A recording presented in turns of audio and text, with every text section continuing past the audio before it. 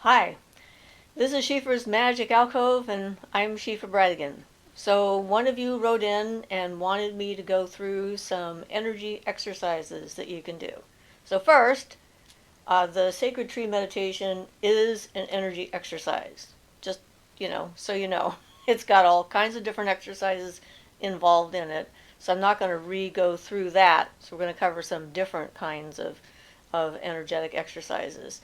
So, the trick with working with energy is being able to tell that it's there, and since it's not visible, you have to develop other senses to be able to identify it. When I was little, um, every night when I went to bed, just about every night anyway, some voice or something, spirit or whatever, would give me an exercise to do. And one of the early ones that I was given was one where I put my consciousness into different parts of my body. So that is part of that. Yoga has got a similar kind of exercise in what do they call that posture? Where you're laying flat on your back at the end of at the end of doing all your exercising, stuff like that. And so it's very similar to that. Corpse pose. Yeah, corpse pose. Yeah, that's. I thought that's what it was, and I thought, oh, that doesn't sound right. But no, that is what it's called, the corpse pose. And the thing is that like in yoga, with practicing yoga, the idea is to make the most active exercise you're doing the most relaxed and effortless, and the most inactive exercise that you're doing the most active but in a different way. And the corpse pose is what that is. It's an exercise that no one can tell that you're doing because it happens all internally. And it's almost identical to the one that they gave me when I was a little kid. So what you want to do is get yourself into a comfortable position, whether it's sitting or laying down. I don't think the position matters. Sitting up means that you're less likely to fall asleep in the middle of it, but if you fall asleep while you're doing it, then you just do it again the next time and try to stay awake and aware for as long as possible. So the idea is that you put your sense of self, that part of you that knows who you are, we usually think of that as being like right here in behind our eyes, because that's how we view the world and how we see the world. So we kind of identify that space as being us. And if you're going to do a lot of energy work, you need to be able to shift your awareness of where your consciousness is. So with that exercise, you put yourself first, you get relaxed in the corpse pose, you tense up your muscles and then let them go, and just kind of, get all the physical stuff out of the way and get yourself wiggle around and get yourself as comfortable as possible. And then you close your eyes and you start to breathe. Now here's the first part of the exercise is when you close your eyes and you start to breathe and you start to notice your breath, you're not supposed to change it. That's not as easy as it sounds. The first thing you want to do when you start to become aware of how you're breathing is to make it different. It's like almost it's an urge to like change that. You're thinking, I'm not breathing deep enough or often enough or too often or not slow enough or whatever. So that's part of the exercise, is to be able to see and witness what your body is already doing without messing with it. So it's a type of meditational practice. So then you take your awareness and you try to put all of your awareness into the base of your spine. So you're going to imagine that you are the bottom of your spinal column right into the tailbone. And you try and get your consciousness and your awareness in that spot. And then you slowly rise up through your spine, trying to stay aware of each part of your spine as you go, and all the way up throughout your whole spine until you get to your head. Now, often what will happen is as you're doing that, you'll get to a certain spot, and then all of a sudden your brain will start wandering here and there, and you'll lose track of where you are. So when that happens, you go back to the bottom and you try to work your way up. Or you sort of try to pay attention to where it is that you lose connection with who you are and where you are in your own body. And as you do this and repeat it, it becomes easier and you're more aware of where you are. And as you're doing that, you sort of try and feel what the energy is like. Like, is it soft? Is it hard? Is it spiky? Is it uncomfortable? Do you feel like there's something there that doesn't want you to go any farther? And you just try to make a mental note of those things. And this is a way to get acquainted with your body and begin to get acquainted with your more subtle body. Because our physical body is, kind of obvious. You can touch it, we can see it, other people can see it. So, it's there. It's gross matter right in your face. But you have more than just a physical body. You have an astral body and a mental body. And this particular kind of energy exercise is to get you to start to feel the differences between your gross physical body and your more subtle bodies of the astral and mental bodies that you have within yourself. And so it's an important practice when it comes to that. Then, I was trying to think of different approaches to this. So, your physical body has a weak magnetic field around it. And people often see that as an aura around a person or any other living object like, trees and animals and everything else.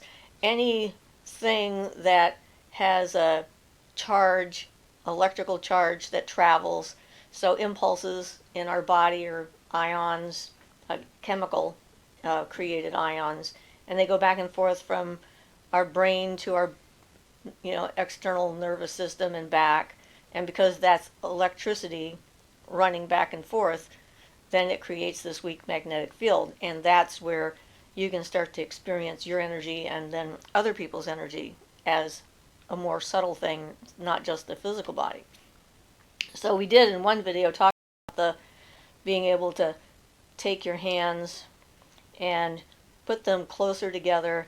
And as you put them together, what you're doing is you're sort of putting both magnetic fields that you have into each other, and they kind of build up a charge. So they start to get feeling kind of thicker. And as they get thicker and thicker, it starts to feel more like the air between your hands is dense. It's not, you could still go through it and touch your hands, but you want to let yourself be aware of that subtle change in density and energy that's there. And you practice with that and get that going in there. And then you can start to play with it. Like when I do this, I can both see with my eyes that there is a sort of a fuzzy, cloudy kind of material around my hands.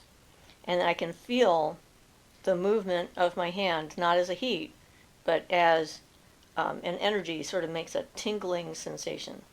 So it tingles on the skin as you start to get more and more aware of it. And so you can practice with that and feel that energy. And this is one of the beginning practices for doing psychic healing, energetic healing of all kinds, and also of starting to see auras. Because you want to see an aura, you have to first know that there's one there. So you can do that. And I've been doing things when I'm going to bed at night. It's, I've turned off the lights and everything. It's a lot easier actually to see. I find it easier to see my energy field and stuff with the lights most dimmed or off, because then my eyes aren't distracted by like the physical reality in the room, like the chairs or the walls or the windows or whatever, and it's easier for me to focus closer up on that. So I can like go past through here and I can start to feel the different threads of energy coming out of my fingers. And I started playing with them, like putting the two fields together and then kind of pulling them out away from each other like that. And when I know that it's working, when I can feel that energy, like I feel that energy in that finger that I'm pulling through. And one of my earliest memories when I was little was of being an aura dancer. That was another one of the lifetimes that I remembered. And that was one of the things I did. I would take the colors and the energy out of my aura and other people's auras and then just make pictures out of them, and you can pull them apart, see how far apart you can get and still kind of that connection. And if you want to start seeing that energy, it's easier on sort of a neutral background. I have a hard time with white as a background because things are moving all the time. I'm like, yeah, white is very distracting because if there's anything in the room, it's going to show up on white. So I like to have a sort of a dimmer color than white when I'm trying to read an energy field. So again, lights dim and stuff like that so that my eyes aren't getting attracted to either the energetic movements that are there that are distracting or the physical objects that are there that are also distracting. But in order to practice the energy work, you have to try and visualize and feel the energy. The first thing in Starhawk's book, when I first started with her book, that she talked about when you're casting a circle, or not just drawing the circle, but calling in the elements and using the pentagrams for the elements, is to visualize a sort of a bright blue light coming out of your fingers. And so then as you're drawing whatever element you're doing, you draw with this sort of white blue light and you try to really visualize it. And again, you should feel it in the end of your fingertips, and then you pull that energy up and you draw this shape, whatever it is that you're working with. Of course, I'm doing this in my direction, so it'll be opposite for you. I'm just doing an air element pentagram right there. And the reason for that blue light, and it's a really bright blue, almost a white blue, is because that's the easiest color for spirits to see on the other side. It really shows up, and I know that that's the case because this is in the ghost proofing video we did, and I told you about doing the whole thing, doing the whole house, doing every corner, every window, every water inlet and outlet, every mirror. A couple of times after I've done one of those to try and ghost proof a house and keep human spirits out, I've gone and checked on the other planes, I guess, in the astral and the mental plane, and I can actually see all of the pentagrams I put up. So that's kind of like a do not disturb or a welcome sign depending on what you're doing. So that's how you start with the process. You want everything you do is going to be involving working with energy. So whatever exercise you're doing, whether it's learning how to draw the elemental pentagrams the right way, or drawing a circle, or interacting with a spirit form, whatever it is, it's all about the energy. And learning how to set aside our presumption that only what we can see with our physical eyes has reality or existence, because that's not the case. Everything is some kind of vibrational setting. I mean, the chair I'm sitting on is solid because the molecules are close enough together that they create a shape and they hold one another, and then I can sit on it. But it doesn't mean that there's not space and energy inside the chair or between the molecules and the atoms and stuff like that that are all moving around. So these are just different states or different levels of energy. That's what's going on. So the other things you can do, there you have minor chakras in your palms, like right in the center of the palm. And when I hold my hands like this, the first thing I'm doing here is I'm activating those palm chakras, and I can feel the tingling sensation in the hand. And then as I focus and concentrate, it gets stronger and stronger. So if you're going to do this exercise, where you're holding your hands together and trying to create that ball of energy between your fingers and your palms, it's good to do this one first to actually pull that energy awareness into what you're doing. And that's why in, I don't know, iconic art of gods and goddesses and whatnot, a lot of times you'll see them with their palms open like that, whether it's in Hinduism or Christianity or, whatever. And that's because that's what that is. That's opening yourself up to experiencing and feeling that energy and allowing that chakra to become more open so you can use it. So when it comes to trying to do specific energy exercises, it's a little bit difficult to figure out what they are because all of it is energy. Whether you're doing a prayer or an invocation or an evocation to a deity, or doing spell work, or interacting with the world outside, laying on the ground, putting your hands on a tree. This is all different energy exchanges. They're ways to interact with and exchange energy with the world around us. And as abilities become more defined and you become more open, then you see more things. When we were at the cabin down south in southern Middle Oregon, there's a cabin we stayed at 3 years in a row that was on a power spot. And that place was really good for experiencing a lot of that kind of energy where the air was so charged you could just literally see it all the time. And down there you just had to open up your thoughts and all of a sudden there'd be all these things going on around you, which was way cool. It was nice to be in a place where it would add to what your natural abilities already were and kind of ramp them up and intensify them. And one of the years that we were there, the full moon came up. We planned it so that we could see the full moon. And I was in one of those kinds of places where I could really see energy well. And I knew that the moon was rising before I could see it, because I could see streams of like silver light coming off the tips of all the trees. There were all these trees all over the place, and the end of each branch had this light that was pulling or was reaching out towards where the moon was coming. And it was really awesome to see that.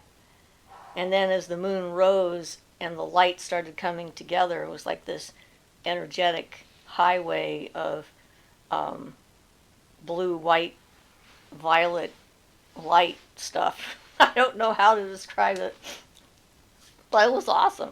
I really liked it a lot.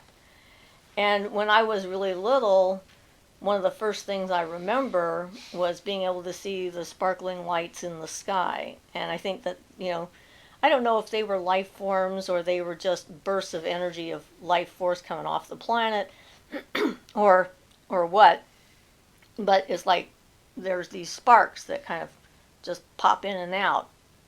And that's what they look like. They look like sparks. And sometimes they're bigger, sometimes they're smaller. Sometimes they're blue-white, sometimes they're white-white, sometimes they're more blue. And as a massage therapist, I see that on my clients sometimes, where I'll just be working on them and all of a sudden this giant spark will just like go boom like this. And I'll go like, ooh, look, I need to touch that. Let me touch that spot. And so I think that when you're able to see the pathways of energy, you can tell a lot of things. People who get into reading auras and so forth and trying to figure out what's going on in someone's body, that's one of the things that they're depending on, is the ability to feel or sense that. And so that's another actual exercise that you can do, that you can start.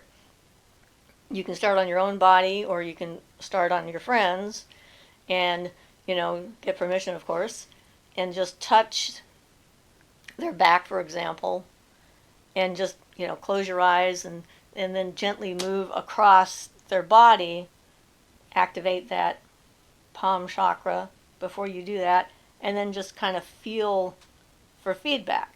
And feedback can come as a feeling, an emotion, a picture in your head, hot, cold, prickly, smooth.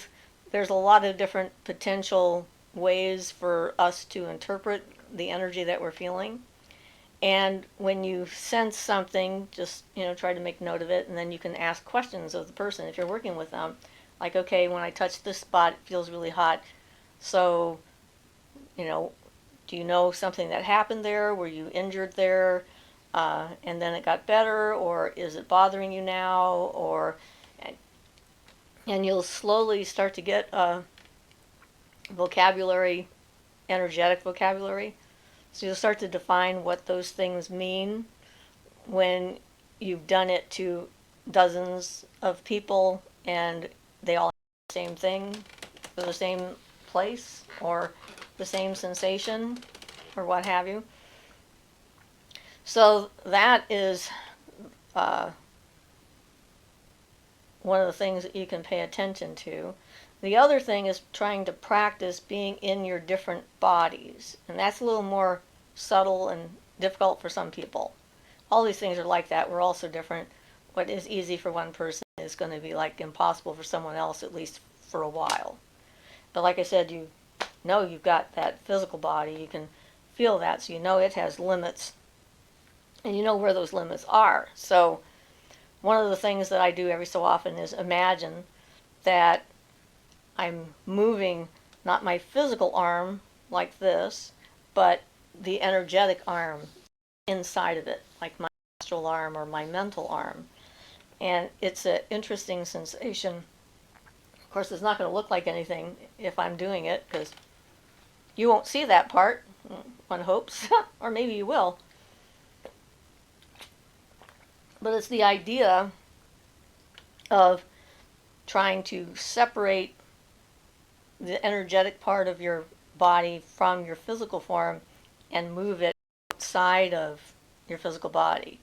And, that was one of the other things they gave me to practice. So let's think. And then the fact that there's so many different kinds of energy.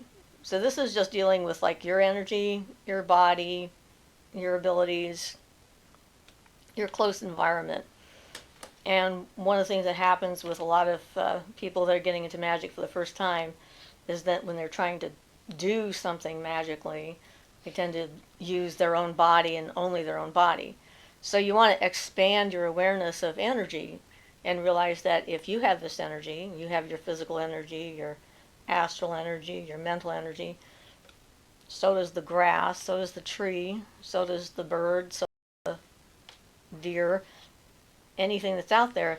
They also exist on these different levels and have energetic bodies on these other levels and have different forms of energy that you can tap into. And the same goes with the planetary stuff. So you want to practice that notion, at least, of trying to tune into the energy of something other than you. So the moon is a great time for that. We're just passing, I think tonight is the last time this month it'll look full. But the moon's always putting out energy. So going outside in a clear night where there is a visible moon, and then trying to feel that lunar energy coming down to us, the reflective light that's coming off the sun. And same with daytime, and trying to feel what the solar energy feels like. And as you start to expand that feelings of other forms of energy, you'll be able to access that and not just use your own energy all the time, which can be kind of exhausting. I'm going to do a video just on the healing part, and some of the different techniques that I used and how I do it as my own version of psychic healing and how that got started. Healing something I've done since I was about 4. But to practice these different states and try to be aware of them existing outside of yourself is a good preparation for you figuring out how to do that. So that's all I can think of right now. So I guess we'll wind this up. And please send us your comments and your questions.